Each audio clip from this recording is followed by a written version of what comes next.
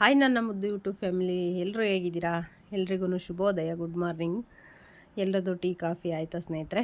ನನ್ನ ವಿಡಿಯೋ ಬರೋ ಅಷ್ಟರಲ್ಲಿ ನಿಮ್ಮ ಟೀ ಕಾಫಿ ಎಲ್ಲ ಹಾಗೆ ಹೋಗಿರುತ್ತೆ. ಎಲ್ಲರೂ ಹೇಗಿದ್ದೀರಾ? ಎಲ್ಲರೂ ಚೆನ್ನಾಗಿದ್ದೀರಾ ಅಂತ ತಿಳ್ಕೊಳ್ತಾ ಇವತ್ತಿನ ವಿಡಿಯೋ ಪ್ರಾರಂಭ ಮಾಡ್ತಾಯಿದ್ದೀನಿ. ನಿಮಗೆ ಇವತ್ತಿನ ವಿಡಿಯೋ ಸ್ವಲ್ಪನಾದರೂ ಇಷ್ಟ ಆಯ್ತು ಅಂದರೆ ಪ್ಲೀಸ್ ನಿಮ್ಮ ಮುದ್ದಾದ ಒಂದು ಲೈಕ್ ಇರಲಿ. ಹಾಗೆ ಇನ್ನೂ ಯಾರೆಲ್ಲ ಸಬ್ಸ್ಕ್ರೈಬ್ ಮಾಡ್ಕೊಳ್ದೆ ನೋಡ್ತಾ ಇದ್ದೀರಾ, ಪ್ಲೀಸ್ ಸಬ್ಸ್ಕ್ರೈಬ್ ಮಾಡ್ಕೊಂಡು ನೋಡಿ, ಸಪೋರ್ಟ್ ಮಾಡಿ ಅಂತ ಕೇಳ್ಕೊಳ್ತೀನಿ. ಹಾಗೆ ನನ್ನ ವಿಡಿಯೋ ನೋಡ್ತಾ ಇರೋರು ಎಲ್ರಿಗೂ ಒಂದು ಧನ್ಯವಾದ ಹೇಳೋದಕ್ಕೆ ಇಷ್ಟಪಡ್ತೀನಿ ಸ್ನೇಹಿತರೆ. ಹಾಗೆಯೇ ಇವತ್ತಿನ ವಿಡಿಯೋದಲ್ಲಿ ಬಂದುಬಿಟ್ಟು ಸ್ನೇಹಿತರೆ, ಅಮಾವಾಸ್ಯೆ ಇತ್ತಲ್ಲ, ಅಮಾವಾಸ್ಯೆ ಪೂಜೆದು ಸ್ವಲ್ಪ ವಿಡಿಯೋ ಸ್ನೇಹಿತರೆ. ಹಾಗೆಯೇ ಒಂದು ಬದನೆಕಾಯ್ದು ಪಲ್ಯ ರೆಸಿಪಿ, ಹೀಗೆ ಪೂರಿ ಎಲ್ಲ ಟಿಫನಿಗೆ ಮಾಡಿದ್ನಲ್ಲ ಅದು ಸ್ವಲ್ಪ ವಿಡಿಯೋ ಮಾಡ್ಕೊಂಡಿದ್ದೀನಿ ಸ್ನೇಹಿತರೆ. ಇದೆಲ್ಲ ಶೇರ್ ಮಾಡ್ಕೊಳ್ತಾ ಇದ್ದೀನಿ. ನಿಮ್ಗೆ ಇಷ್ಟ ಆಗಿತ್ತಂದರೆ ಪ್ಲೀಸ್ ನಿಮ್ಮದಾದ ಒಂದು ಲೈಕ್ ಇರಲಿ ಸ್ನೇಹಿತರೆ.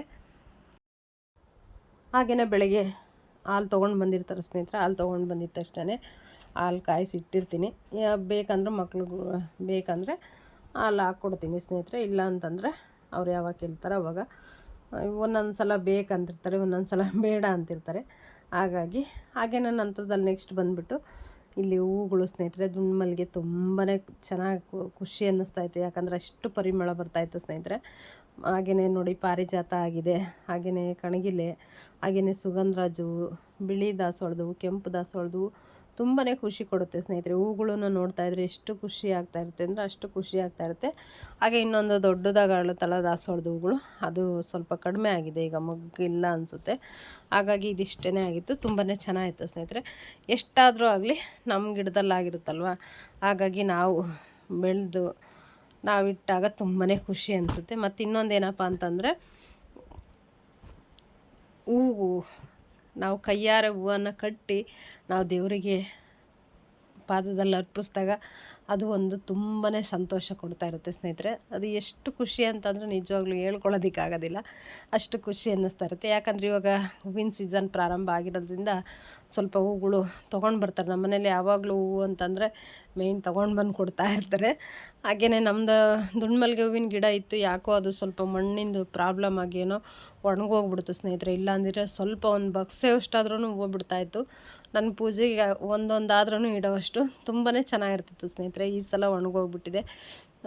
ಇನ್ನೊಂದು ಗಿಡ ಹಾಕಿದ್ದೀವಿ, ಅದು ಇನ್ನೂ ಸ್ವಲ್ಪ ಯಾಕೆ ಇದು ಆಗಿಲ್ಲ. ಹಾಗೆಯೇ ನೋಡೋಣ ಸ್ನೇಹಿತರೆ.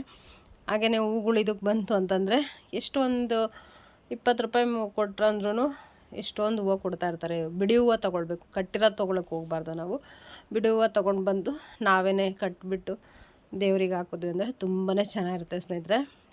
ಇದು ನಾನು ಬೆಂಗಳೂರಲ್ಲಿದ್ದಾಗ ಸ್ನೇಹಿತರೆ 2 ರೂಪಾಯಿ, ನಿಜವಾಗ್ಲೂ ನೀವು ಹೇಳಿ ನಂಬ್ತಿರೋ ಇಲ್ಲೋ ಗೊತ್ತಿಲ್ಲ, 2 ರೂಪಾಯಿಗೆ ಸ್ನೇಹಿತರೆ, 2 ರೂಪಾಯಿಗೆ ಅವತ್ತು ಹೂವು ತೊಗೊಳೋದಕ್ಕೂ ಒಂಥರ ಅಷ್ಟು ಇದು ಅನ್ನಿಸ್ತಾಯಿತ್ತು.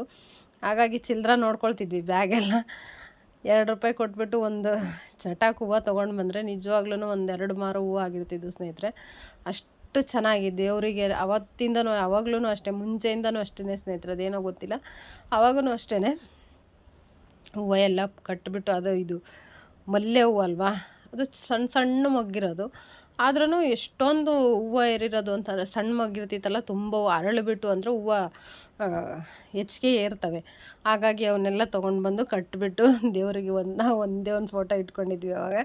ಆ ಫೋಟೋಕ್ಕೆ ಹಾಕಿ ನಂತರದಲ್ಲಿ ನಾವು ಎಲ್ಲ ತಲೆಗೆಲ್ಲ ಇಟ್ಕೊಂಡು ಹೋಗ್ತಾಯಿದ್ವಿ. ತುಂಬಾ ಖುಷಿ ಕೊಡ್ತಾಯಿತ್ತು ಸ್ನೇಹಿತರೆ. ಒಂದೊಂದು ವಯಸ್ಸಲ್ಲಿ ಒಂದೊಂದು ಥರ ಜೀವನ ಅಂತಲೇ ಹೇಳ್ಬೋದು ಸ್ನೇಹಿತರೆ ಅವಾಗಿಂದು. ಯಾಕಂದರೆ ಮದುವೆಗೆ ಮುಂಚೆ ಇದು ಜೀವನ ಒಂಥರ ಇದ್ದರೆ, ಮದುವೆ ಆಗಿದ್ದಾದಮೇಲೆ ಒಂಥರ ಇರುತ್ತೆ ಸ್ನೇಹಿತರೆ. ಮದುವೆಗೆ ಮುಂಚೆ ಅಂದರೆ ಯಾವುದೂ ಚಿಂತೆ ಇರಲ್ಲ, ಏನಿಲ್ಲ. ಚಿಂತೆ ಇರುತ್ತೆ ಸ್ನೇಹಿತರೆ, ಇಲ್ಲ ಅಂತ ಹೇಳಲ್ಲ. ಆದರೆ ಅವಾಗಿನ ಇದರಲ್ಲಿ ಒಂಥರ ಜೀವನ ಇರುತ್ತೆ. ಮದುವೆ ಆಗಿದ್ದ ನಂತರದಲ್ಲಿ ಏನಪ್ಪ ಅಂತಂದರೆ ಗಂಡ ಮಕ್ಕಳು ಈ ರೀತಿಯಾಗಿ ಅಲ್ಲೇ ಜವಾಬ್ದಾರಿ ಅನ್ನೋದು ಬಂದುಬಿಡುತ್ತೆ ಸ್ನೇಹಿತರೆ. ಏನು ಮಾಡೋದಕ್ಕಾಗಲ್ಲ, ಆಟೋಮೆಟಿಕ್ಕಾಗಿ ಅದು ತನ್ನಷ್ಟಕ್ಕೆ ತಾನೇ ಬಂದೇ ಬಿಡುತ್ತೆ. ನನ್ನ ಗಂಡ ನನ್ನ ಮಕ್ಕಳು ಅನ್ನೋದಕ್ಕೆ ಎಷ್ಟು ಬೇಗ ಬರುತ್ತೆ ಅಂದರೆ ಅಷ್ಟು ಬೇಗ ಬರ್ತಾ ಇರುತ್ತೆ.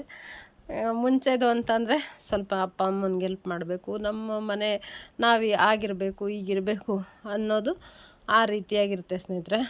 ಜೀವನನೇ ಒಂಥರ ವಿಚಿತ್ರ, ಏನು ಮಾಡೋದಕ್ಕಾಗೋದಿಲ್ಲ. ಹೇಗೆ ಬರುತ್ತಾ ಹಾಗೆ ನಾವು ಸ್ವೀಕರಿಸ್ಕೊಂಡು ಹೋಗ್ತಾ ಇರಬೇಕಷ್ಟೇ ಸ್ನೇಹಿತರೆ.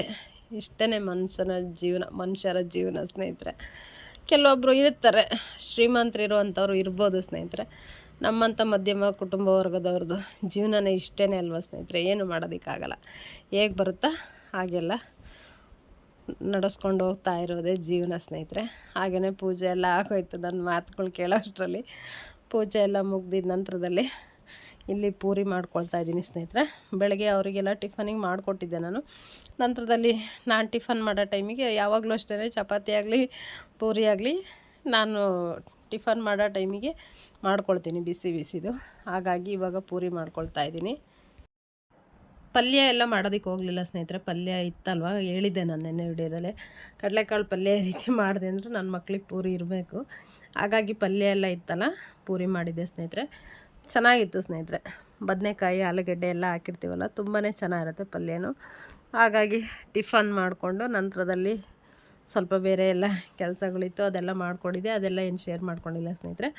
ನೆಕ್ಸ್ಟ್ ಒಂದು ಬದನೆಕಾಯಿ ಪಲ್ಯದ ರೆಸಿಪಿ ಶೇರ್ ಮಾಡ್ಕೊಂಡಿದ್ದೀನಿ, ಅದನ್ನು ನೋಡ್ಕೊಂಬನ್ನಿ ಸ್ನೇಹಿತರೆ. ಅದು ಮೊದಲಿಗೆ ಹಾಕೋಣ ಅಂದ್ಕೊಂಡೆ, ಇದೆಲ್ಲ ಹಾಕ್ಬಿಟ್ಟಿದ್ನಲ್ಲ, ಹಾಗಾಗಿ ಸ್ವಲ್ಪ ಲಾಸ್ಟಲ್ಲಿ ಬಂದುಬಿಡ್ತು. ಏನು ಮಾಡೋದಕ್ಕಾಗಲ್ಲ, ಇರಲಿ ಸ್ನೇಹಿತರೆ. ಹಾಗೆಯೇ ಮುಂಚೆಯಿಂದನೂ ನಾನು ವಿಡಿಯೋ ನೋಡ್ತಾ ಇರೋರಿಗೆ ಅನ್ನಿಸ್ಬೋದು ಸ್ನೇಹಿತರೆ, ಯಾವಾಗಲೂ ಏನು ಇದು ಒಂದೇ ಸೀರೆ ಹಾಕ್ಕೊಂಡಿರ್ತಾರೆ, ಇವ್ರ ಹತ್ರ ಏನು ಸೀರೆನೇ ಇಲ್ವಾ ಅಂತೇಳಿ ಅಂದ್ಕೊಳ್ಬೋದು ಸ್ನೇಹಿತರೆ. ಖಂಡಿತವಾಗ್ಲೂ ಇದೆ ಸ್ನೇಹಿತರೆ, ನಾನೇ ಹಾಕ್ಕೊಳ್ಳೋದಿಲ್ಲ ತುಂಬ ಸೀರೆಗಳು.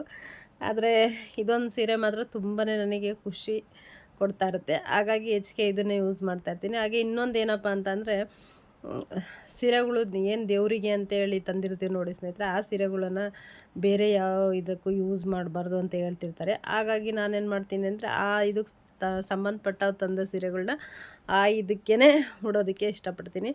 ಇದು ಬಂದುಬಿಟ್ಟು ನಾನು ಮೊದಲನೇ ವರ್ಷ ಸ್ನೇಹಿತರೆ, ಗುರುವಾರದ ಲಕ್ಷ್ಮೀ ಪೂಜೆ ಮಾಡಿದಾಗ ತೊಗೊಂಡು ಬಂದಂಥ ಸೀರೆ ಸ್ನೇಹಿತರೆ. ಇದು ಒಂದು 6 ವರ್ಷದ ಮೇಲೇ ಆಗಿದೆ ಈ ಸೀರೆ ತೊಗೊಂಡು. ತುಂಬಾ ಖುಷಿ ಕೊಡ್ತಾ ಇರುತ್ತೆ.